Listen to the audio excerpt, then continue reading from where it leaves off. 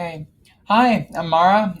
This is an experience report from teaching experience last summer, the House of Computing, Integrating Counter-Narratives into Computer Systems Education. This is work I did with my advisor, Amy Coe. And I'd like to talk about computing, but I want to clarify this counter-narratives piece first, and then we can come back to computing. So I'll start with a claim. Humans are fundamentally storytellers, and the narratives that we center shape the lens through which we perceive the world. This is a well-backed epistemological claim, but it might be a little bit controversial. So just to state it explicitly here, right, we have the stories we tell about ourselves, about others, about the spaces that we occupy and the places that we live in, right? And those stories form a lens of perception, right? That shapes our experiences, that shapes the way we see the world. And the interesting part about counter-narratives here is that if we can change this lens, the stories that we tell, right, we can change our perception, we can change the way that we experience the world. And so counter-narratives exist to counter dominant narratives, right? So specifically within contexts of privilege and power, right? So dominant narratives are seeking to serve the interests of dominant groups, maintain established privilege and power. You might, hopefully not, but you might hear something like, we're living in a post-racial society, right? A narrative, a story that erases the experiences of folks that experience marginalization, right? And we could counter that with counter-narratives, right? Counter-narratives that, rather than serving the interest of dominant groups, describe the reality that's experienced by oppressed groups, that counters the established narratives and reveals underlying structures, right? Structures that seek to oppress. And so we might say something like, now, race is a socially constructed taxonomy based on skin tone to oppress and subjugate BIPOC people, BIPOC being Black, Indigenous people of color. And this isn't a new concept, right? This has been around for a while. We're using recent language from a recent paper by Miller, Liu, and Ball in 2021, Counter-Narratives. We could go further back and talk about counter-storytelling or counter-stories from critical race theory. We could go even further back and talk about dialogic problem posing, right? But the goals are all thematic and all the same here. We're trying to name one's own reality, name our own reality distinct from dominant narratives that might exist, especially dominant narratives that seek to subjugate and oppress. And we're looking to reveal implicit structures so that it can be critiqued and reimagined in new forms, right? So counter-narratives piece. Obviously, storytelling matters in computing too, right? And so there's this lovely quote from Paulo Freire, right? More and more, the oppressors are using science and technology as unquestionably powerful instruments for their purpose, the maintenance of the oppressive order through manipulation and repression. He wrote this in 1968. It's still painfully true today. We have big tech platforms, Facebook, Instagram, YouTube, and Twitter, enabling disinformation about the COVID-19 vaccine. We've got lots and lots of bad things about Facebook. It's toxic for teen girls. The company is trying to attract people that are below the age of consent online, below age 13. It's bad for 1 in 8 users, so 360 million people say it's bad for them, right?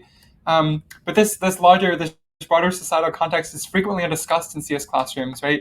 Frequently, computing education or computer science education frames itself as ahistoric and apolitical and removed from all that messy social context.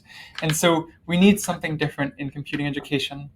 This isn't a new claim, obviously, right? There's been prior work in ethics in CS education. ABEX required ethics for a while, but how that's integrated has sort of been changing over time and evolving over time. We've gone from ethics exclusive courses, right? Maybe a seminar that's distinct from students' engineering work where they can have deep dives into ethical critiques and discussions of privilege and power. We've also had work that describes how embedding those discussions into students' existing engineering curricula could give those discussions more legitimacy, right? Rather than having them be separate contexts, right? Separate from their engineering work, it's deeply integrated within. And then, it's important, this note from Safir Vakil's paper, 2018, it's important that we focus on structures, right?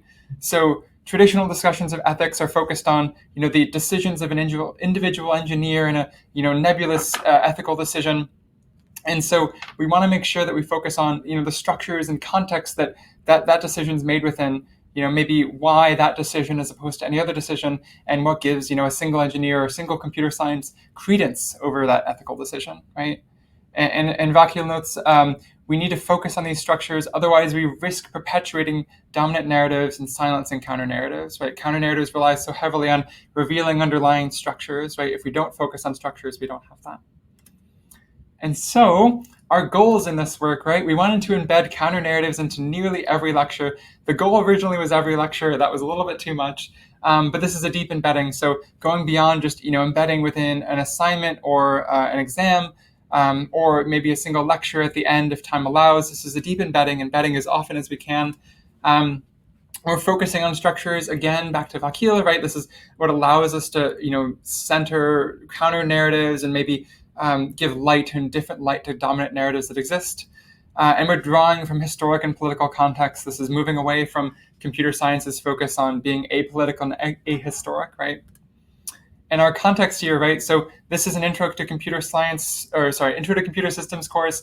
If you're familiar with computer science or computer systems, a programmer's perspective from Carnegie Mellon, this is the textbook, the framing that we're using, systems for all programmers, rather than just those that are going to study operating systems. This is a course in last summer. Summer courses at UW have about a third of the students that the academic year has. It's still a pandemic. It's also my first time teaching. Very fun. Lovely opportunity for growth. Lovely opportunity for challenge. But we'll go through what we did. So 3 main topics, I guess, that frame what we did. This house of computing, the title card, this metaphor we used throughout the course, some discussion of the socio-technical content that we integrated within, and then some discussion of floor plans, how we assessed and how we gave students the opportunity to demonstrate their socio-technical understanding, their understanding of counter-narratives. But we'll start here. So if you're familiar with computer systems, you've probably seen something like this, right? This is a stack of layers of abstraction, right? We go from transistors up to circuits that involve transistors, up to digital design with maybe gates, right? All the way up to web applications, running on a server and, who knows where, right?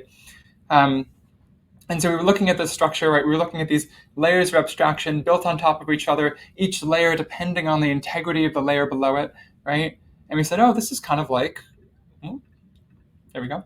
This is kind of like a house, right? The same way that, floors in a house depend on the structural integrity of the floors below them, layers of abstraction computing depend on the integrity of the layers of abstraction below them. And so we framed our course this way. We framed our course as, looking at 3 of these floors, right? 3 floors that exist in our broader house of computing, right? This metaphor we have. And so our course syllabus began, right? Let's imagine that computing is a house, maybe one that your parents lived in, built quite a long time ago, built in the 1940s, that's been lived in by many, many people since. There's a foundation that's been built a few times. There's many floors. There's furniture, there's decorations, some that stayed around since the house was built, right? And, so my mom watched a lot of home improvement shows when I was growing up for some reason. And so it's kind of like this, right? Like it's an older house, right? It's a mixed bag, right? There's some original hardwood floors, maybe some trends that have faded over time, i.e. shag carpet, maybe some leak that should have been fixed decades ago and now threatens the structural integrity of the house, right? It's a fixer-upper, right? It's something we need to work on. It's something that we need to remodel, right? But we emphasize to students, if we're going to remodel in the house of computing, we can't just have technical understanding, right? We can't just have the understanding of, how things are as they are now, right? We need to have this socio-technical context, these counter-narratives that tell us why we built the house this way, right? Why the house of computing was constructed this way, as opposed to, any other way, any other values, any other priorities, right? It's important to understand the foundation before you start hammering, and understanding that foundation requires both technical and socio-technical context. And so, summarizing briefly, right, like we layer abstractions like a house. Some features have aged beautifully, some less so. Obviously, we need to remodel this house of computing. It's not working for the world, or it's not working for us the way it is now. And doing that remodeling requires this dual, right? Being able to see both sides, both social context and technical understanding. And so we're not going to talk much about socio-technical content because this is a 20-minute talk. But these were explicit, we're explicitly offering counter-narratives and lectures to oppose dominant narratives that exist in the world broadly, right? So, we're treating our units of our course like floors. Each floor has, some set of topics, and we look to build bridges, between those lecture topics, lecture concepts, and existing counter-narratives that work out in the field, right? and we try to embed it in every lecture. There's a lovely table in the paper. It's a lovely paper that goes more into detail into these. There'll be more resources coming out for this as soon as I have time to make them. But this is sort of a summary of the broader context that we had for this course, right? The counter narratives we try to integrate in, and the concepts that bridge between course topics and counter narratives. But I want to talk about floor plans, right?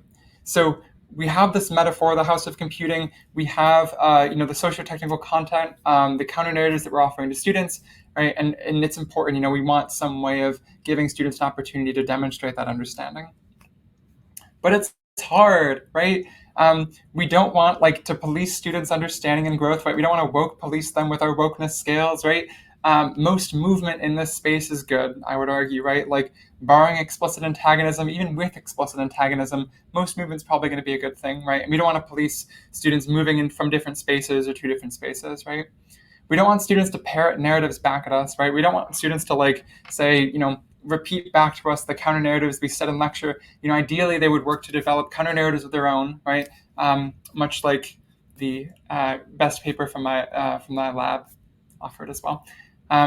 It's somewhat self-defeating if they just parrot narratives back. And we don't want students to treat counter narratives as accessories, right? We don't want them to be it's not on the test, I don't need to study for it. So we do need to assess this somehow. We just have to figure out, how. And so I hold this often. This is playing in reality, Winnicott. It is creative apperception more than anything that makes the individual feel that life is worth living, right? And so, we'll have them do something creative. Prior iterations of this course during the pandemic replaced traditional exams with unit summaries, right? This is like a single-page summary of the course material, and we chose to build on that by having students do floor plans, right? So for each floor, with each unit within our house, right, make a floor plan that can serve as a reference to know where you've been, a synthesis of technical and socio-technical content, representation of how these two interact. We didn't give a format. We didn't give examples. We said, do something creative, do something personal, right? And of course, lots of confusion, lots of growth for all involved. When we taught counter narratives, we tied back to the house metaphor often, but we weren't explicit about how these connections were drawn, right? And we left that to students as an exercise to do here. And we graded pretty simply, right? We're not looking to police, right? We are looking to assess, are students creating something that's personal to them? And so that's, the creativity piece here, right? Are students making something that could not be copied, that couldn't be cheated off of, right? Because it's personal and unique to them. It shows and demonstrates their understanding of themselves, right? So this was phenomenally cool. As many of you probably know, when you give students the opportunity to express themselves, they'll almost always surprise you with how cool they can be. So this was one student's, right? This was just lovely, right? So on the top right here next to my head, there's fun mirrors, like funhouse mirrors, line the wall to change your image into other images, right? This is their analogy for the binary operators that we had. Some need to be viewed with a friend, right? Some are binary, some are unary, right? And then, further that way, in that direction, there's the old women's bathroom that was built in the 40s and torn down in the 70s to make room for the men's. This is reflecting the gender diversity in computer science, how it started off being, a well-paying profession for women, and, quickly that went away as time went on. So this is one. There's another one here. This student made the binary operators the kitchen, right? So transforming ingredients into different ingredients or different shapes or different sizes, different colors, different textures, right? Using the binary operators that way, right? As a fun challenge, I said you could do a musical composition if you want. And of course, one student was like, yeah, I can do that. So they wrote a piece for piano and violin. 5 movements, each movement for some concept in the unit, right? So they had a movement for x86 programming. They had a movement for the stack and procedures. They had a movement for executables, arrays and structs, and buffer overflows. This was gorgeous. I was blown away and floored. And then I'll share one more. So this student, mostly it looked like a traditional unit summary, right? They've, condensed the unit's material as densely as possible, right? But then, right, they added this column off to the side, right? That was all these, questions they were asking, automation is efficient, but is it sustainable? And what makes a person legitimate, right? And so as part of floor plans, we asked for students to give a design explanation, explain what they had done. And so this student wrote, after each class, I find myself thinking about specific topics, especially with socio-technical content. I see this learning happening in parallel between technical and socio-technical content, like two waves. They're crashing together and both being reabsorbed back into the surf below. It's gorgeous. And then they have this piece, priorities are baked in. Even as a self-proclaimed skeptic, I've seen this ring true, right? The priorities we hold when we're building something, when we're building the house of computing, shape the house that we create, shape the thing that we create. And so this was awesome. The paper has more details of other student reactions that happened, but I just want to give some advice and parting thoughts, since this isn't a long talk. So first and foremost, if you're excited about this space, let me know. I had so much fun doing this. It was a scary and challenging and wonderful thing, and I wouldn't have traded it for anything. If you're excited about doing this in courses, let me know. If you're excited, do something with that excitement. We need counter narratives. We need critical content to be everywhere in computer science, right? Not just in AI or machine learning or data science, right? But everywhere, even in computer systems, right? And part of this paper, right? If we can do this in computer systems, really, we can do this everywhere. We don't need to shy away from it, right? So first piece. Second piece, the most powerful counter narratives are personal, right? And so there's this line in the paper, everyone, even those with primarily dominant identities, experiences oppression at the hands of dominant structures and narratives, right? Everyone, right? I have my myriad of identities, some which give me privilege, some which, cause me to be marginalized, right? And I can draw from my experiences in both those spaces, right? At the unique intersection that I exist within, right? And knowing myself, knowing me, was an excellent first step to constructing counter narratives and drawing from counter narratives that felt impactful, right? You can share yourself with students, they'll share themselves to you. That's part of how people work. So these two things. And then this was also a little ambitious. So this was my first time teaching a course. There was lots of critical content. There was lots of, movement with students, lots of, movements with me, right? In trying to figure out how this new space existed and how we could exist within it, right? I don't know if I'd recommend every single lecture, nearly every lecture. There's more cuts to material could have been made to make this a bit more of a sustainable piece.